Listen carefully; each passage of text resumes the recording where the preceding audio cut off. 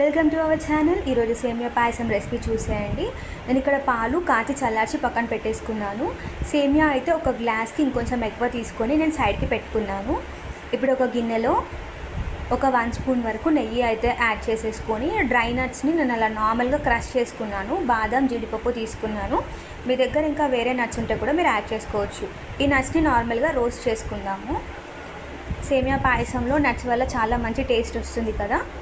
మరి మాడిపోకుండా brown shade వచ్చే వరకు మంచిగా ఫ్రై చేసుకొని పక్కన తీసేసుకుందాము. ఇప్పుడు అదే గిన్నెలోకి ఇంకొక స్పూన్ వరకు నెయ్యి యాడ్ చేసేసుకొని పక్కన పెట్టుకున్న సేమియా ఉంది కదా, దాన్ని యాడ్ చేసేసుకుందాము.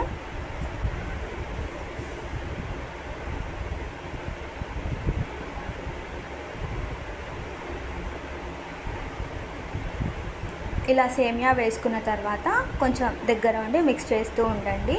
అలా అయితే అంతా కూడా ఈవెన్గా కుక్ అవుతుంది. లేదంటే ఒక సైడ్ మాడిపోతుంది, ఇంకొక సైడ్ అసలు కుక్ అవ్వదు.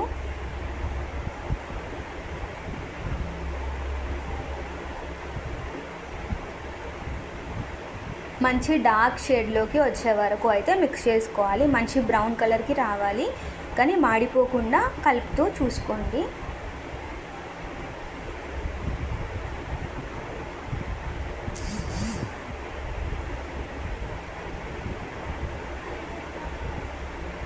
ఈవెన్గా అంతా కుక్ అయిన తర్వాత సేమియా తీసి పక్కన పెట్టేసుకుందాము.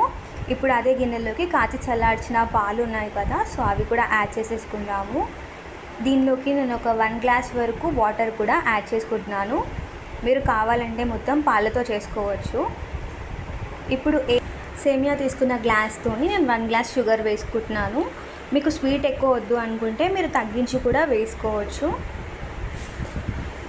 వేసి పాలని మంచిగా మరిగించుకోండి. షుగర్ అంతా కూడా కరిగిపోవాలి. ఆ విధంగా మంచిగా మిక్స్ చేసి పెట్టుకుందాము.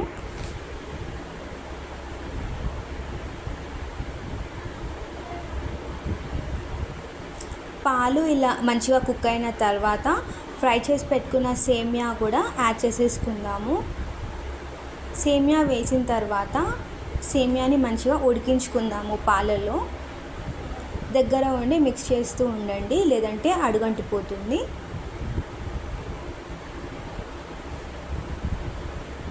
ఇలా మంచిగా మిక్స్ చేసుకోవడం వల్ల కుక్ అవుతుంది మంచిగా.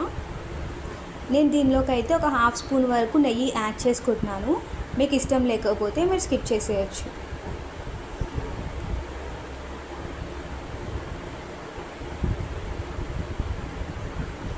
ఇలా మిక్స్ చేస్తూ ఉండండి.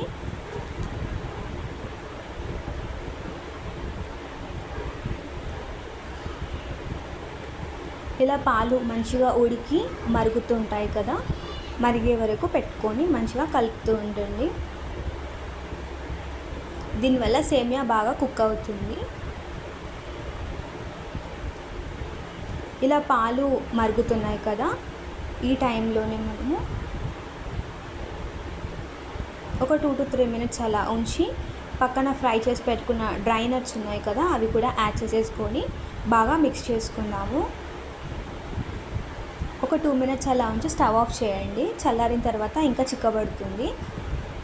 చాలా టేస్టీగా ఉంటుంది. ఒకసారి ఇలా ట్రై చేసి చూడండి. కావాలంటే మీరు ఇలాగే హాట్గా సర్వ్ చేసుకోవచ్చు, లేదంటే ఫ్రిడ్జ్లో పెట్టి కూడా సర్వ్ చేసుకోవచ్చు. ఎలా వచ్చిందో ఒకసారి కామెంట్ చేసేయండి.